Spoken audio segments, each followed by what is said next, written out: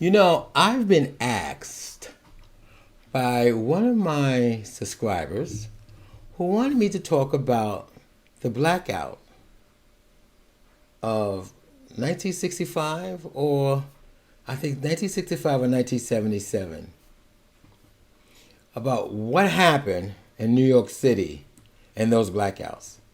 Well, I lived through three New York City blackouts: 1965, 1977, and 2003. My name is Eric, and welcome to the craziness that lives inside my head. Taste the fruit.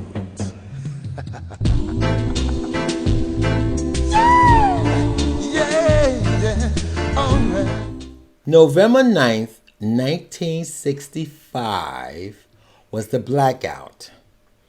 I was in junior high school, and I don't know if I was in the eighth grade or the seventh grade. I don't remember. I was in one of those grades. I get out of school at 3 p.m. I walked home. We didn't have school buses. We did, but I didn't live in a neighborhood. You got bussed out of your neighborhood. So I walked home, and everything was fine. Went home, made a sandwich, watched cartoons, wait for my mom to come home to cook dinner. And that's when it happened. I think it happened around 4 or 5 when it got dark. It was just getting dark. And all the lights went out. And this is 1965, November. And all I could tell you, being a kid, well, it was exciting. Everybody was in the streets, by the way. Everybody was in the streets. And because a lot of people was coming home from work, I was in the street outside waiting for my mom to come home. When she did get home, first thing she told me to do is go to the hardware store to get candles. So me and my friend, we went to the hardware store around the corner, a block away. It was getting darker and darker. It was already dark. Those who had flashlights, was walking in the street with flashlights, and it was a long line for candles, and we just made it. The hardware store ran out of candles by the time we got there, but we just made to get 2 candles. And people was walking the streets with their candles and their flashlights. And those who had transistors radio, those little radios back then, everything was made in Japan. So you had a Japanese transistor radio to listen to whatever you could listen to on the radio. And that pretty much was it, because by the time it was, I had a candle in my room when I went to sleep.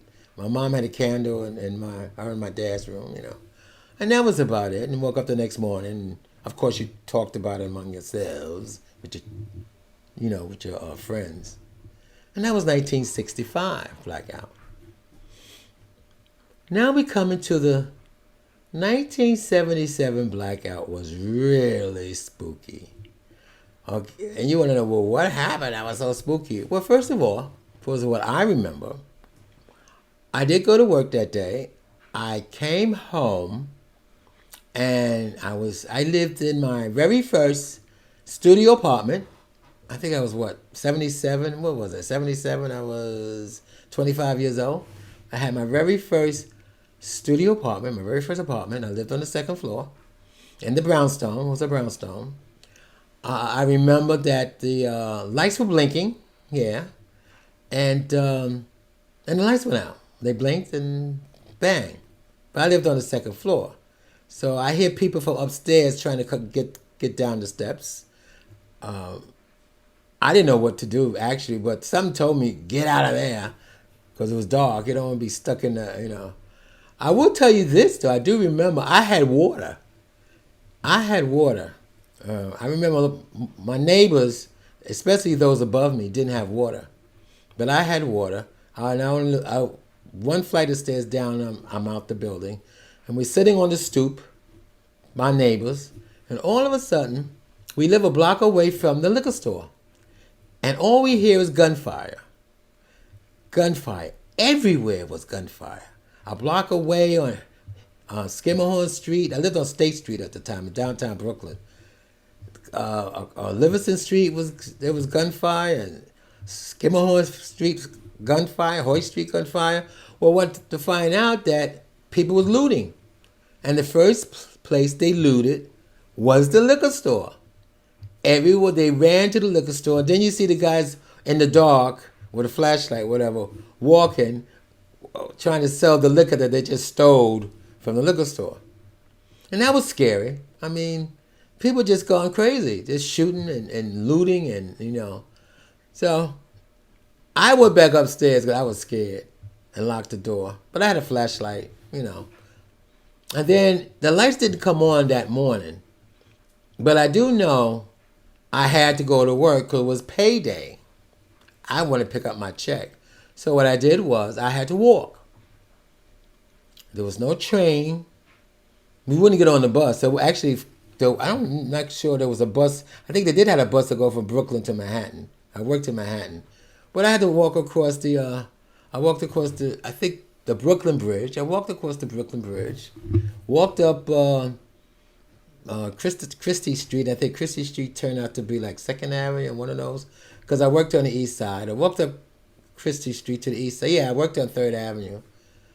And I went, got my check. As soon as I got my check, the lights came on. All the lights came on. So I didn't have to walk back home. I didn't have to walk home. What I did was the lights came on. Just wait till the train started. The train, got back on the train and went home. And that was it. I mean, nothing spectacular. No, there was no sexual undertones. And I mean, I was 25 years old. People shooting and carrying on. You won't think about having sex in the streets at that time. Now, my last blackout was 2003. I was at work when this one happened. And I remember it happened when I was at work. I worked in Connecticut. I lived in the Bronx. I had a car. So it was bumper to traffic coming from the Bronx all the way to, I should say, coming from Connecticut, going to the Bronx, bumper traffic. And when I got home, I lived on the 13th floor. So the only way for me to get upstairs, I had to walk up 13 flights of stairs. And that's about it. Unfortunately, folks, I don't have any sexual undertones to talk about. Nothing sexual happened, nothing gay happened. The usual stuff that happens in New York City on a hot, sultry day. Thank you for listening to this craziness that lives inside my head. The journey that began in 2018 continues into the 2040s. Dr. Fernandez has found a way to infuse the God particle into the DNA and genes of a hybrid human. All that is left is extracting these DNA cells from the hybrid human.